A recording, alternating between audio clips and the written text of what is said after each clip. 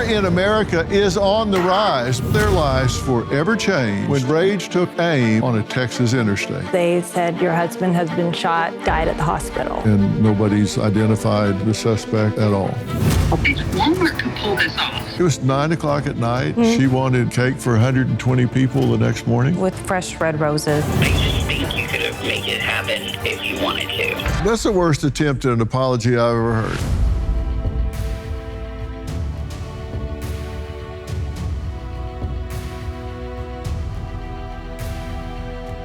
Well, I have a question for you. Do you find yourself getting fed up faster these days? Yes. Does frustration start building as you feel your chest tighten, your heart race, your muscles tense, and your palms sweat? If this sounds familiar, you're not alone. Anger in America is on the rise, but as people seem to snap quicker, it can have a dark side.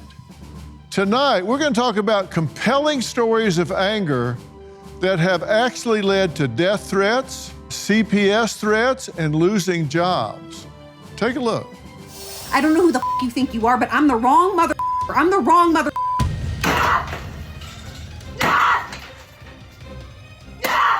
I'm done with it. I'm gonna start kicking some serious ass. What happens when that rage gets behind the wheel? Well, that's when things can really turn deadly. Now, data from 2022 revealed that a person was shot and either injured or killed in a road rage incident every 16 hours. Now, Christina and Caroline are all too familiar with that statistic. This mother and daughter saw their lives forever changed when rage took aim on a Texas interstate. On February 11th, 2021, my dad, Chris, was traveling from Tyler, Texas to Abilene, Texas on Highway I-20. Around 4 p.m. on that day, there was a knock at the door, and it was to Dallas Police Department detectives. They informed me that my husband, Chris, had been shot. There was a witness. They called 911 and said that 2 cars were weaving in and out of traffic. They saw a car pull up next to my dad's, shoot him, and then speed off. And my dad's car just drifted into the median, and that was that. He died at the hospital. Detectives suspect that my dad was killed in a road rage incident. They believe the shooter was driving a silver SUV. There have been no persons of interest or arrests made in the case. It's still unsolved homicide. To know that the person who did this is still out there is a really scary thought. I really do think that everyone driving has a gun in their hand and they're just waiting to shoot somebody. It's very frightening. It can happen again, and it can happen to anyone. We miss him. He's still here with us in our hearts, but we really wish that he was here physically. Well, it's good to meet you both, but I'm sorry for the circumstance. Yeah. You say you thought your dad was in a big 133-car pileup, right? Yes. Because there had been this big pileup on I-20 when these officers came to your door. Take me through that moment. We were home from school that day. I said, Mom, there's 2 people at the door. They didn't look familiar, so she just went and opened the door. And she had been out there for roughly 20 minutes, and I was like, thinking in my head, something's not right. So I went and checked on her. And this was after we had been watching the pileup happen and all the news coverage on that. And I opened the door and she turned around like her world just ended right there. And I said, is it Dad? And she's like, was trembling and said yes. And I said, is he dead? And she was like, I don't know yet. And my little brother was at the top of the stairs and heard it. My heart stopped. We all heard it, and just from there on, we went and sat with our older brother who has special needs in our living room, and we prayed and said, please let him come home okay and safe, and it was a heavy day. I can only imagine. How did they explain this to you? The detectives, first of all, were trying to figure out if they were at the right house, so they were asking a lot of questions because his wallet was actually with him at the hospital. So once they determined that they were at the right house, they said, your husband has been shot and died at the hospital. And they had no understanding as to why? At that time, they didn't. They just wanted to make sure that we knew that he had been killed because they were putting it out in the news that night. And so the 911 calls from a passerby, somebody saw the Yes. shooting? Yes. We're very grateful that somebody took the time to call 911 and let them know what they saw, so that hopefully that's how we were able to find out who the suspect's car is. And all they knew is it's like a silver SUV? Yes. But no license plate, nothing. No. And to this time, it's been how long? And nobody's identified the suspect at all? Nothing. Almost 3.5 years since he was shot and killed. Seems like it was just yesterday. It really does. And we think about what happened, and who knows what occurred at the time? What difference it make? Somebody flies into a rage and doesn't even think about everything that unfolds after that.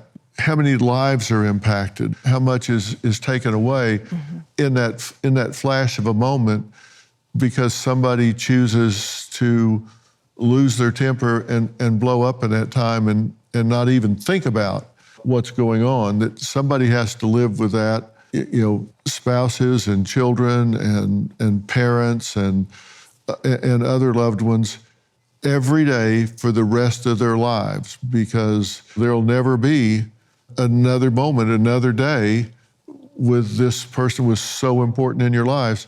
Absolutely. I believe it's extremely selfish for someone to think that something so minor is so important that they pull a gun on someone and shoot them and kill them, especially it's never justifiable. And the fact that it happened in broad daylight, the 911 call was around 1:04 p.m. Since they're still out there and we don't know who did this awful thing, what is stopping them from doing it again? Nothing. Exactly. Joining us in the audience are Daniel and Krista, whose story also made national headlines after their 17-year-old daughter, Louise, was shot and killed by an angry driver. Also with them is the surviving passenger, Johnny. Thank you guys for being here. I mean, you know what this feels like, right? Yes, Dr. Phil. Nothing that happens on a roadway deserves a death sentence. Nothing. No matter if it's a collision or if it's a cutoff or if you didn't use the signal right, nothing deserves a death sentence. What happened at the time? I mean, you were there, what was going on? She had just swerved to avoid an accident in front of her and inadvertently cut somebody off, and they pulled up beside her and unloaded a magazine, about 7 to 8 rounds.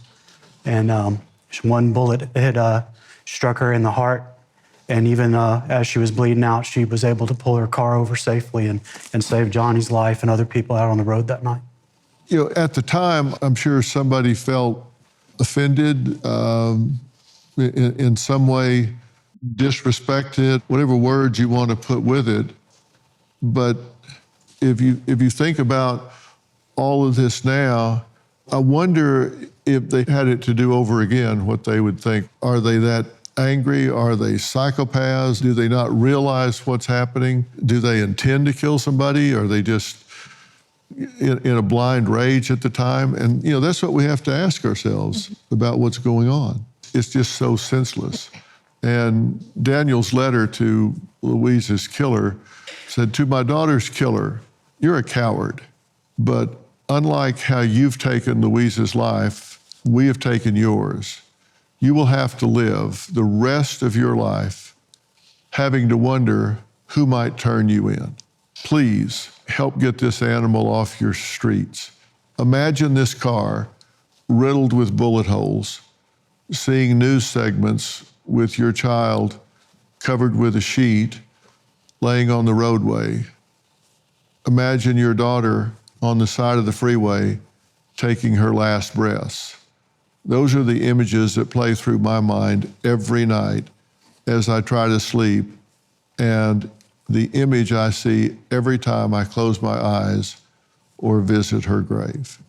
People just don't think about how this just keeps going and going. That's right. Tomorrow she would be 18, Dr. Phil. I heard your story and it just broke my heart because we know exactly what you're going through.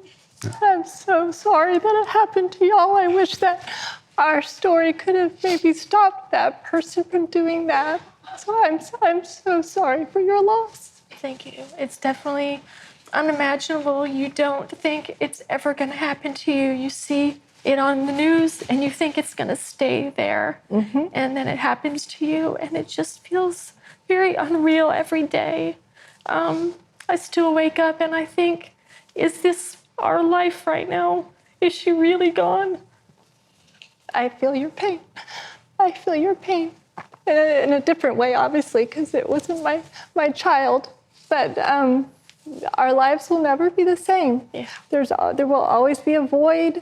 You know, we are afraid to drive on our highways, and because if it can happen to us, it can happen to anyone, and it is happening. And we have to figure out a way as a nation to stop this anger on the road. Mm-hmm. It can be done with Public awareness campaigns, whether it's having billboards on the side of a highway or doing a partnership with Google Maps or Waze and having a message pop up, just reminding you to be patient on the road and foster an understanding of people. Everyone has a place to go. Everyone has people to go home to. It's so important that everyone just takes a deep breath, before they get behind a wheel, no matter what they're feeling, so that we don't run into these incidents where one wrong move and someone's shooting a gun in your car. I genuinely believe if you're shooting a gun in someone's car, you're doing that to kill someone. And it's absolutely unacceptable. Yeah.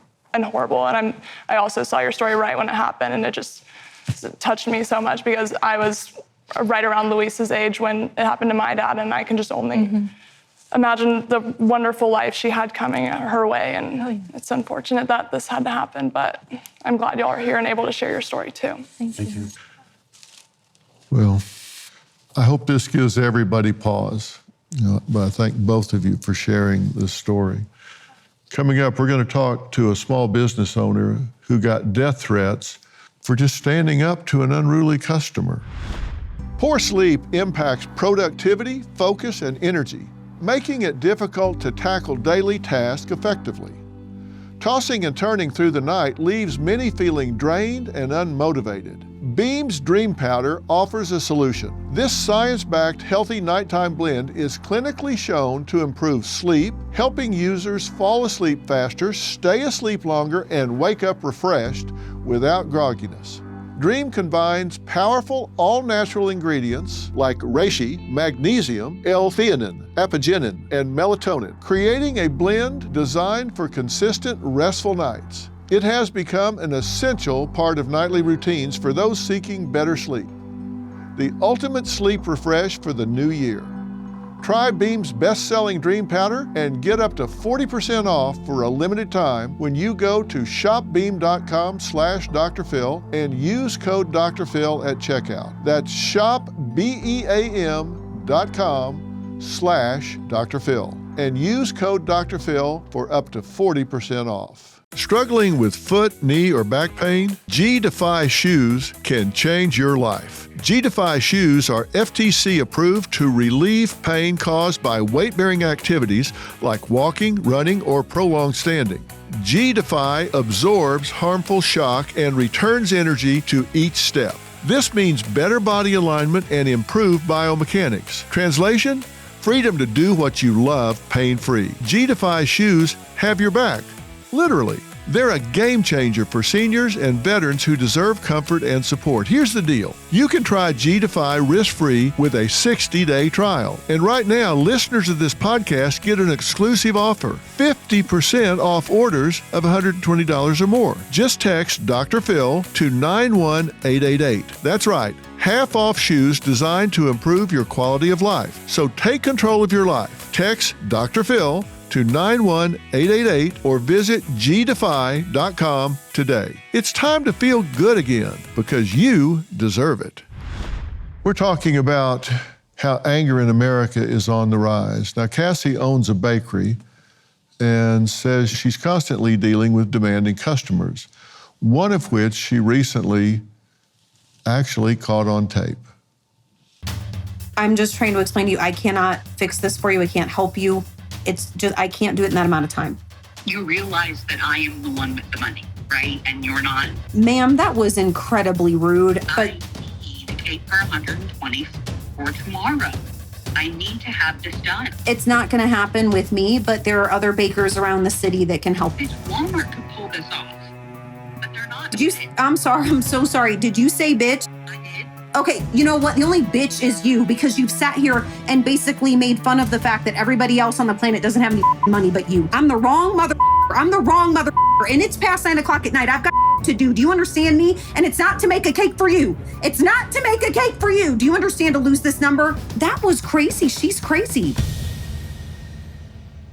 So you're in bed at night, just ready to Yes. call it a day. Yep. I just put my autistic son to sleep, and just as being a military family, we have a lot of numbers that are random that we always answer to make sure it's not someone that we need to take care of or make sure we know what's going on. And I just assumed it was someone we knew. It was 9 o'clock at night. And she wanted cake for 120 people the next morning. Yes, sir. With fresh red roses from a florist. Well, that went without saying. I just assumed that was part of the deal. Yeah. Which normally takes me about 2-3 days if I'm by myself. Yeah. You were incredibly patient with her. This wasn't a customer. You didn't know her. This woman was fired from another baker, and I hadn't known that at the time. And that's why she was a little desperate, as you could hear on the phone. And so it turned into a situation where I was just trying to help her find somebody that could maybe help her, but I kind of knew it was an impossibility. And you asked your husband to record the call. Why? Honestly, we've been recording a lot of our situations that are going on like this due to cancel culture. People make up things, lots of lies to fit their narrative. But the thing is that I am very professional. I do my best to help people. If she would have approached me differently, I would have tried to make 120 cupcakes overnight. Yeah, you seem to have a bitch button. I do. Because that seemed to switch things for you. When she threw that into the mix. What was it? Walmart could do this? Yes. That switched things for you. Yes. And then Fangs came out, which I actually liked. I thought. Thank you, Dr. Phil. What was it about that particular phraseology she chose that turned things for you? Well, it wasn't my first rodeo with people treating me this way or talking to my assistants this way. If we're not available, they like to call us names. They don't understand the amount of time it takes. We're not able to just bake a cake and slap buttercream on it and call it a day. We're making very specific cakes for someone. I think you cleared it up for her pretty well. I tried. I did try. Yeah, you got a lot of comments about this because you did post it, and I did. I asked my husband if I should, and yeah, you blanket can't take that long to make a damn cake. Just add me to the list. Don't you have more help? No, I don't want an assistant make it. They probably suck. You make it. I will leave the worst review if you don't. Either fit me in or I'll have all of my friends leave a horrible review. You get threatened because people get, they put things off, then get desperate? I'm not really sure what they do, but I'm just the wrong one. So as a business owner, I'm going to protect myself and my employees and my family, and I'm also going to hold strong boundaries for myself. Yeah, you were clear on that. Then you got a lot of supportive comments. Yes, sir. Oh my God, I love you. That was awesome. I think you handled that beautifully because I would have cussed her out. we all stand by what you said. Ma'am, you just healed my customer service soul. So are we all giving 5 stars? That was incredible. Some customers are just unhinged. I mean, we see people even walking into fast food places, they're throwing hot coffee on people. They're coming over counters and hitting people. There's just no respect. There's no boundary. No, not at all. Yeah, at some point you gotta say enough's enough, too much is too much, and she went too far. Yes. Now, she called to apologize. Oh, my fans lovingly call that the non-apology video. Yeah, we'll show you that next. $36 trillion. That is the U.S. debt, and it gets deeper and deeper by the day. Our debt has never been higher, nor have the stakes. The government is looking to slash the federal budget by $2 trillion, and no one knows what that will mean for your job, savings, and future. I've seen a lot in my time, and there's one thing I know for sure. You need to prepare before it's too late. I trust Preserve Gold to help protect my wealth, and I strongly urge you to do the same. They are the only precious metals firm I trust and recommend to my family, friends, and audience, and they have a special offer just for you. Text Dr. Phil to 50505 to get your free precious metals guide from Preserve Gold. With gold prices recently breaking records and analysts predicting this trend to continue throughout 2025, you cannot afford to wait. As a bonus, you can get up to $15,000 with a qualified purchase from Preserve Gold. So don't wait. Text Dr. Phil to 50505 today. I'm talking with Cassie, who went viral for standing up to an angry customer with unrealistic expectations. Soon after she posted the video, the same customer called back to apologize. Now, sort of, and understand, when she posted this video, she didn't identify the woman. She didn't say who she was. She didn't give her phone number. She didn't give her name. That was not an issue here, correct? No, I don't agree with doxing or anything. Yeah, and so the woman's voice is just anonymous on the other end of the phone. And the woman saw it and decided that she should call and apologize, sort of. Well, I know you're not going to take that video down, so I apologize if I came off as entitled or rude like people stated I did. No, I'm not going to take the first one down because I do think that it's vital that people understand that it's not cool to treat people like this regardless of situations. I mean, I still think you could have taken my order because of the money, but it would have been better customer service. I just think you could have made it happen if you wanted to.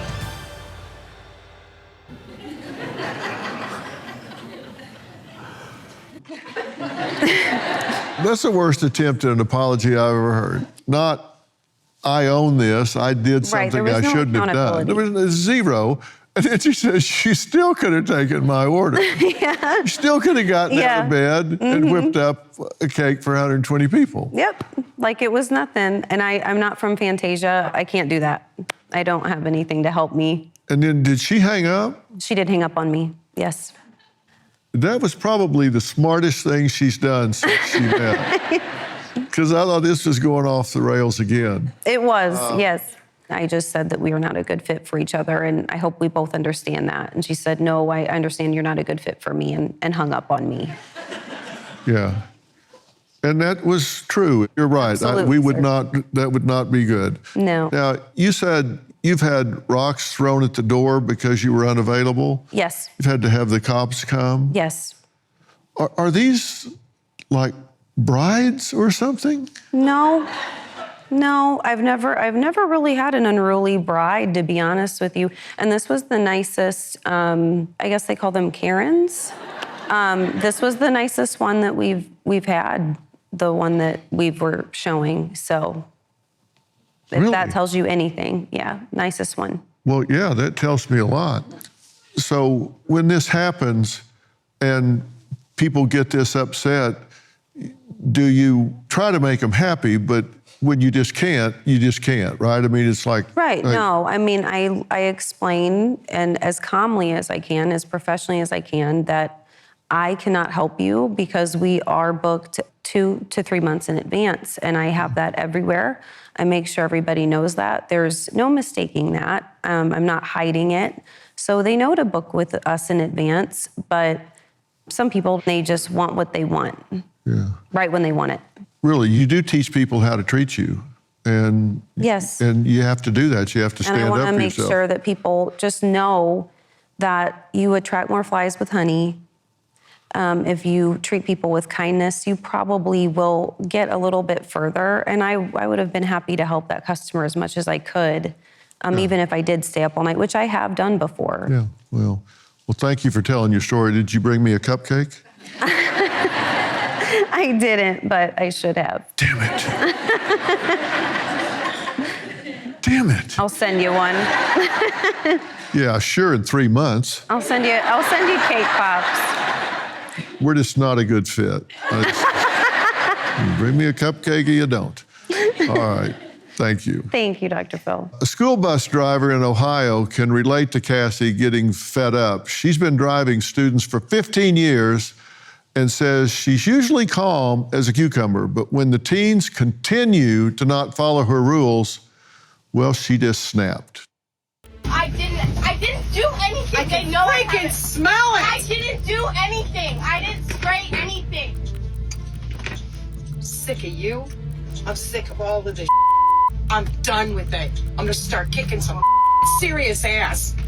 Do you hear me? Yes. My foot's gonna be so far up your ass, it's gonna dangle out your nose. I'm done with you. That phone in your bag. Now you give it to me. All right, fine. Done. It's going in. Dang it, I can smell it. I didn't spray anything. I'm allergic to this. I didn't spray anything. I'm done with this. Done. I've had my fill. I'm done with it. I'm ready to walk off this bus right now and let you people walk the home. How much more do you think anybody can freaking take? Shut your mouth. I don't want to hear another word out of your mouth. Well, the bus driver, Jackie, says what you just saw was a culmination of years worth of frustration with a group of students who purposely pushed her buttons. I was a school bus driver for about 15 years. At the beginning of every school year, I instruct my children not to use any type of colognes, perfumes on the bus because I am triggered with my asthma. On March 29th, 2023, the students got on the bus and they were immediately disruptive. One of the students sprayed perfume and that's when I snapped. Sick of you. I'm sick of all of this. I'm done with it. I'm gonna start kicking some serious ass. Do you hear me? Dang it, I can smell it. I didn't spray anything. I'm allergic to this. At that point in time, my anger was justified. Absolutely. These children can only push people so far. I had no idea that this incident was being recorded. I was shocked, absolutely shocked that it went viral. After this happened, people from everywhere were sending messages, and the words that they used were, "You go, girl," basically. Good job. I think the outpouring of support has to do with parents and administrators, teachers being so frustrated with the behavior of these students that it hit the mark. It hit right where it was supposed to. Well, Jackie is joining us virtually from Cleveland. So, Jackie, how you doing? Okay, I'm doing okay. You've been driving a bus for how long? Oh, about 15 years. They knew about your asthma, right? Yes, yes. At the beginning of every school year, I let the students know that they're not allowed to use perfume or cologne in the bus because I do have asthma. And it's not a matter of being picky. This is an issue for you. You talk about it.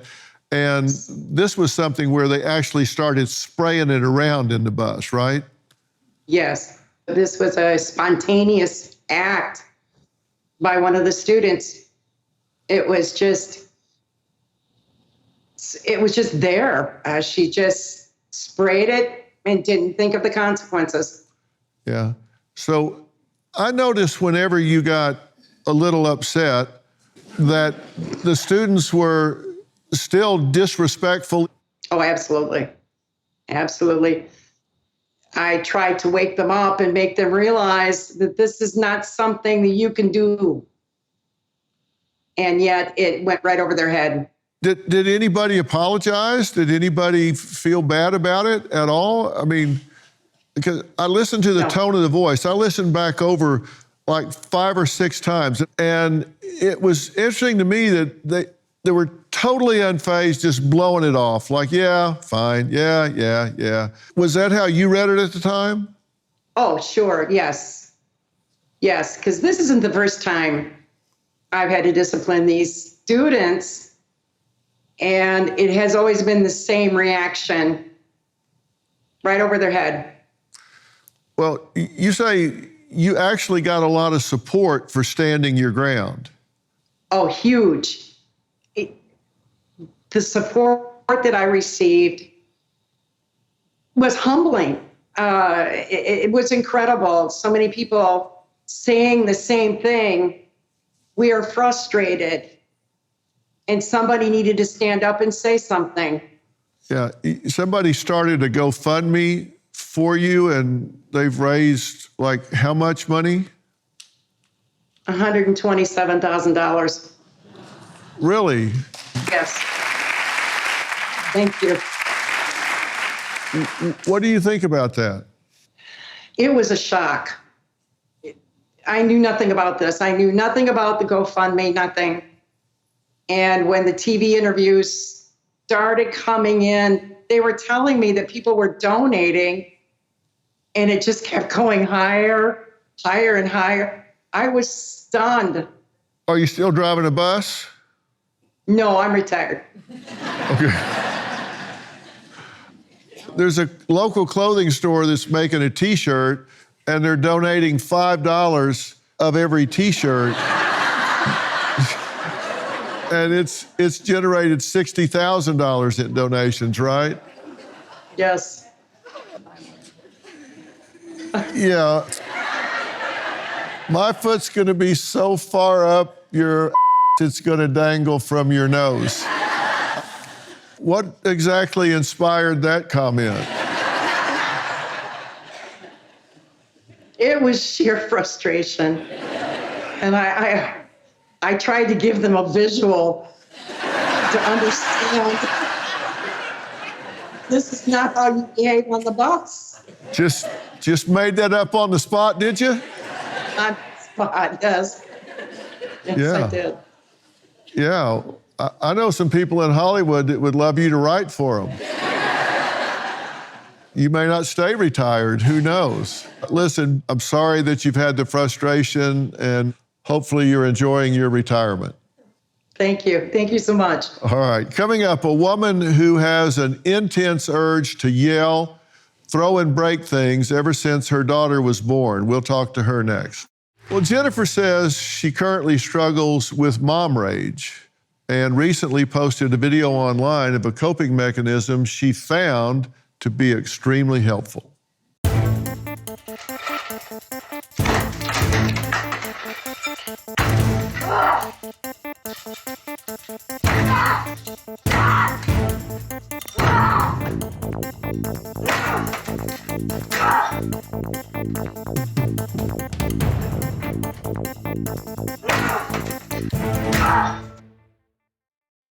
Okay.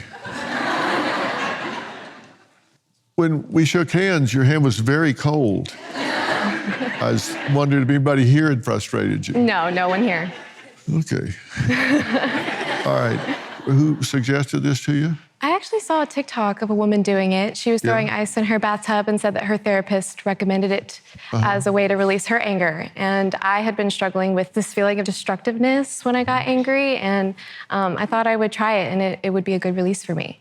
And it helps? Absolutely, yeah, it helps. Yeah. It helped me a lot. Immediately after, I felt so much more calm, and I honestly haven't had any frustration or anger since then. Oh, really? Yeah. Okay. So are they delivering bags of ice to the house? Are they No, that would be trucks nice. backing up? What is it that gets you frustrated where you need to throw ice?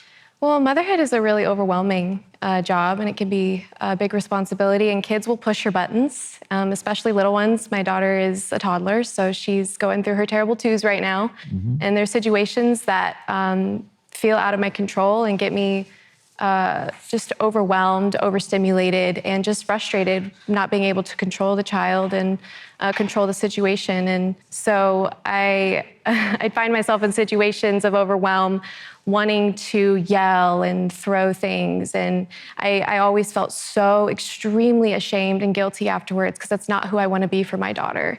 And I found other outlets to release that anger in healthier ways. Yeah. Do you have other ways besides throwing the ice? Well, I tried meditation, therapy, breathing techniques. I mean, I've tried it all. I've read all the self-help books. I've really put an effort into trying to control this part of myself, and nothing has compared to the ice throwing. Such a release. Yeah. Yeah. Does she know you do it? I don't think she knows. She might have heard the commotion in the bathroom, but she was away. She was put away safely. She was not around me at all. And even afterwards, she was like, "Mommy, do you feel better?" And I was like, "Yeah, I feel so much better, baby. Thank you." Yeah. Yeah. You've had some negative comments about it. Yeah, a lot of hate. Someone save that baby. Are you seeing red? This would make me never want to speak to my mother ever. Just leave your kids at this point. Calling CPS. She must not like her kids that much. What do you think about those kind of comments? I was honestly pretty shocked. Did not expect it to go that way.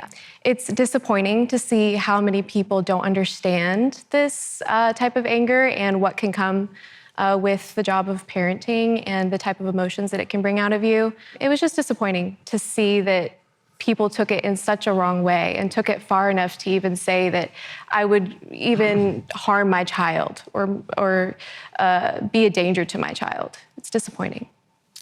Well, I think it's quite the contrary. I've studied all different kinds of therapeutic techniques. This would fall into something called experiential therapy, where people sometimes will punch a pillow. There's scream therapy. There's all different kinds of things which are evidence-based in being cathartic for someone to get things out. And people that are making those comments just don't know what the hell they're talking about at all. Yeah. Throw ice. If it gives you calm, people do things differently. Right. And it works for you, right? Yeah, it really does. And something that you have to experience to truly understand how powerful rage and anger can become, and how, as parents, we don't want to put that on our children ever. Yeah, I think it's very constructive that you're seeking, you say you've read, studied, meditated, done things, and you found something that works for you and gets you through the tough times. And those people don't raise your child, and they don't pay your rent, and they don't get a vote. Yeah. Well, we've been talking about, rage in this country, and it goes all the way from people that feel entitled to say and do whatever they want to say and do, to people that take it to the extreme. And it's not just violating other people's rights, but it's gotten to the point of people picking up a gun, using a car as a weapon, doing things where it impacts people's lives forever. We have two very tragic examples here of road rage, which is on the rise. We've seen in the research that since we had COVID and what I call the mismanagement of the quarantine, where people were bottled up in a way that has just been unnatural and kept inside, we've seen an increase in young people and adults alike of increased aggression and increased anger, anxiety, depression, a lot of things that are really kind of hard to explain. But you've got to ask yourself, if you're feeling that way, if you're feeling rage, if you're feeling anger, why? And I can tell you this, when you're feeling anger, then it's almost always hurt, fear, or frustration, and it's just being expressed as anger. And one thing that we know for sure is when you're angry, you're at your weakest. People think actually that, boy, when I'm angry and that you're at your strongest. Boy, don't mess with him or her when they're that angry. Really, that's when you're at your weakest, because to be angry, you have to feel that you've been offended in some way, so you've got your victim hat on. Somehow or another, I've been hurt in some way, and so I'm victimized. And you've got to take your power back at that point. And one way to do that, as I mentioned earlier, is you have to teach people how to treat you. And sometimes that means you've got to be assertive. You have to assert your rights.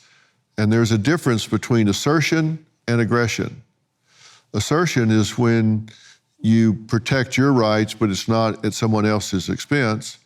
Aggression is when you protect your rights, but it's at someone else's expense. So ask yourself, am I protecting my rights? And you should. We have to have boundaries, and we have to teach people how to treat us. And I hope you'll really give that some thought. And think about the consequences of your actions. It's really important. We have two situations here where people have been tragically impacted by something that someone did that they'll live with for the rest of their lives for something that happened in a flash. And maybe that person wasn't thinking at the time, but they should have been.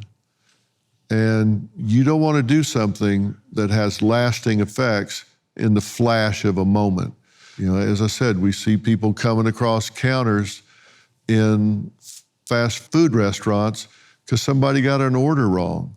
They burn people with hot coffee for an order? I mean, come on. So think about these things before you do them. Just really hope we'll give that some thought. I want to thank you for being here tonight. And I want to thank all of you here and all of you at home. We're so glad that you've joined us on Merit TV. We have programming for the whole family. That's what we're all about. We're trying to talk about things that matter to people who care. You can download the app. It's called Merit Plus. You can get it on Google Play or the App Store. It's free. You download it, and you can watch us anywhere on TV or your iPad or your phone, whatever. We'll see you next time. Thanks for being here.